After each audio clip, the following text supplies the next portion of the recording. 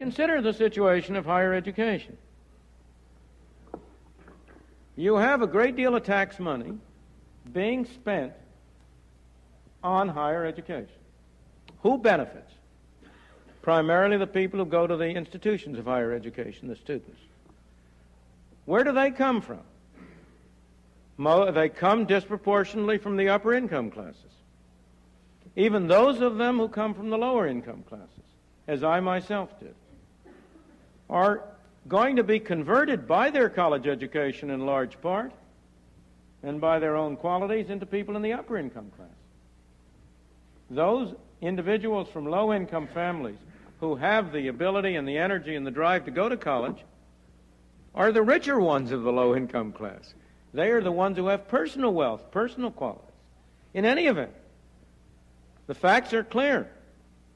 Graduates of college are on the average a very much higher income class than people who don't go to college. So what do? We impose taxes on everybody, including those who don't go to college, in order to subsidize the people who do go to college. As I say, when I want to be demagogic, we impose taxes on the people in Watts to send the children from Beverly Hills to college. That's a literally exact statement. There's no, it's put demagogically, but the facts are literal. A study in the state of California some years back showed that 50% of the students at the state universities of higher education came from the top 25% of the income scale, and 5% came from the bottom 25%. What's true there is true everywhere. There is no social program in this country,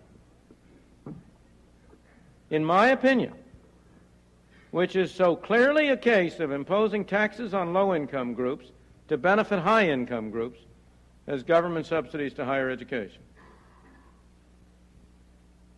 Clearly a case of this middle coalition taxing the poor and the very rich to benefit themselves.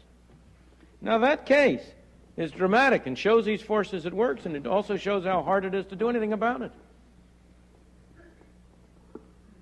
How many people in this room, how many of my colleagues at the various universities I've been, or your fellow students, are going to go out tomorrow and campaign for cutting down government expenditures on higher education? How often do you hear people in colleges, universities, or graduates of college and universities who will scream their head off about how we must have equality and down with regressive taxes, and we have to tax the rich and help the poor? How many of them have you heard denounce this utterly unconscionable program of imposing taxes on the poor to send people who are going to be well-to-do to college? Why not? Because we know that what's good for us is good for the country. I think it's a good thing that everybody should have an opportunity to go to college, if he has the will, the capacity to do so, provided he's willing to pay for it himself.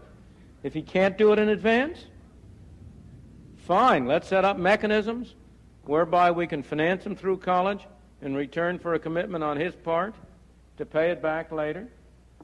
And we can go into details about the form and so on. I'm just trying to get at the principle of the thing. Let me give you some other examples. A major one of these programs, the most expensive, is Social Security.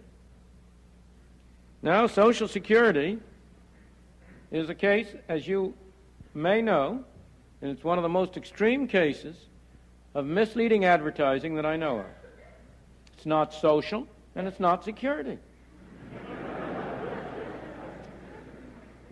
What it is a combination of a bad tax and a bad relief program, a bad distributive program. It is sold as if individuals who pay Social Security taxes are paying for their own benefits that they're going to get later on. That's the language in which the Social Security Administration sells it. That's extremely misleading. What's happening is that people today are paying taxes on their wages. People today are receiving payments from the government. The relation between the taxes Mr. X pays and the benefits to which he is entitled is very, very slight. There is a tiny bit of a relationship to maintain this fiction. But on the whole, there's very little relationship. Two people who pay the same amount of money in through their lives may get very different benefits. But let's leave that aside. I want to go to the point I'm talking about the tendency for us, for those of us in the middle class, to impose programs that benefit us at the expense of people below us. Social Security does involve a very large transfer from the young to the old.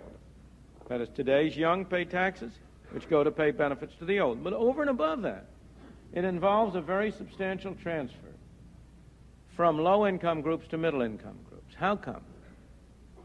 Well, consider. At what age does a young man or young woman from the lower-income groups go to work?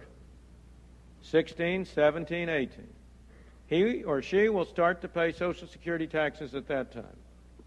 At what time do we go to work, or do our children go to work? You and they stay protected in schools, stay at college. They generally start to work at 24 or 25 maybe, and then they start to pay taxes.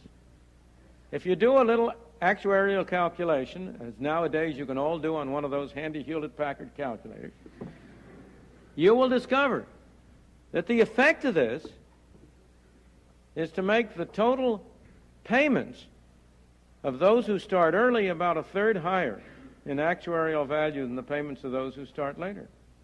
But that's only half the story. Have you ever looked at the statistics of average length of life? Who do you suppose has a longer expected length of life, those in the lower income groups or those in the higher income groups? Those in the higher income groups.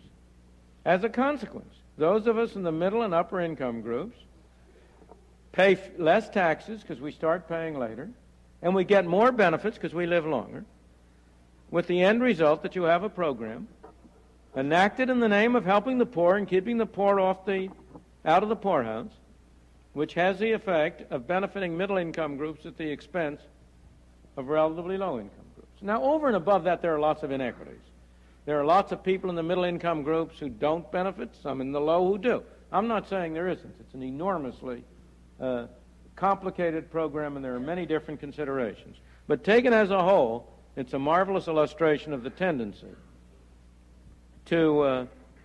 for legislation enacted in the name of helping the poor to turn out to be a way in which middle-income people help themselves.